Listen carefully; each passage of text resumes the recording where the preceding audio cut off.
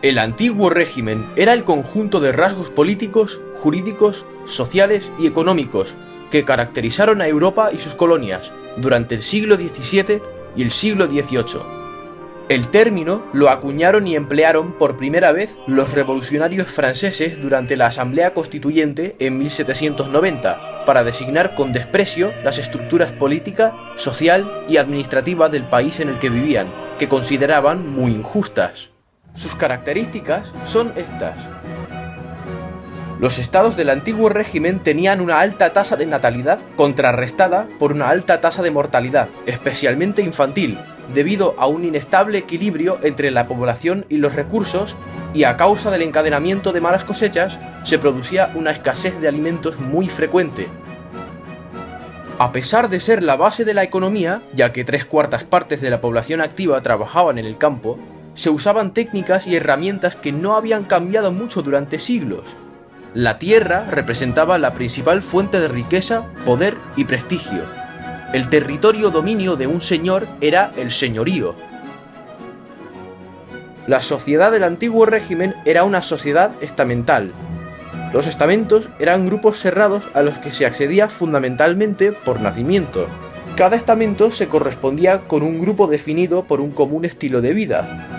En esta sociedad habían grupos privilegiados, la nobleza y el clero, y no privilegiados, la burguesía, los artesanos, los campesinos y los grupos marginales.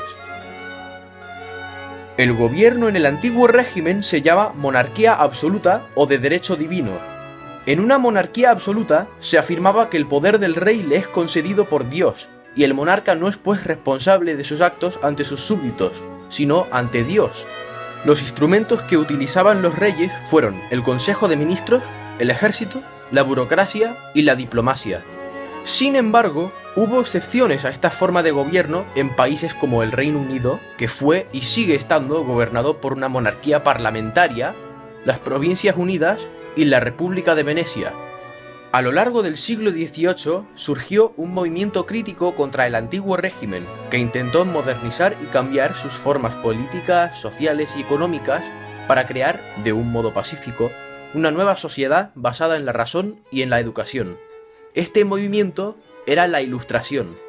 Sus miembros, los ilustrados, eran muy críticos con la tradición y se identificaban con los nuevos grupos sociales. Las ideas fundamentales son la razón, el progreso, la naturaleza y la felicidad. Y estas ideas fueron difundidas por las sociedades científicas y culturales, las academias, y mediante la publicación de sus escritos y sus estudios en una obra colectiva escrita en Francia, la Enciclopedia. Entre los ilustrados más importantes se destacan los teóricos políticos, que son Montesquieu, defensor de la división de los poderes legislativo, ejecutivo y judicial en el Estado, Rousseau, defensor de la soberanía en el pueblo y la educación, y Voltaire, defensor de la libertad del pensamiento y crítico con la religión.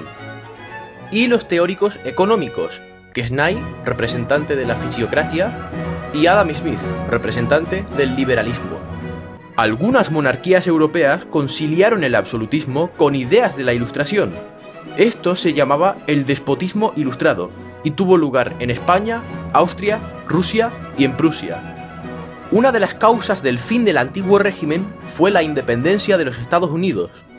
Los colonos americanos estaban descontentos con una metrópoli que no les permitía enviar representantes al Parlamento británico y tuvieron que pagar fuertes impuestos. La decisión británica de ceder el monopolio de la venta de té a una compañía inglesa provocó la revuelta del té de Boston en 1773, que inició el conflicto armado. Para reforzar su posición frente a Gran Bretaña, delegados de las 13 colonias redactaron la Declaración de Independencia de los Estados Unidos de América, que expresaba el deber de los gobernantes de respetar los derechos del pueblo.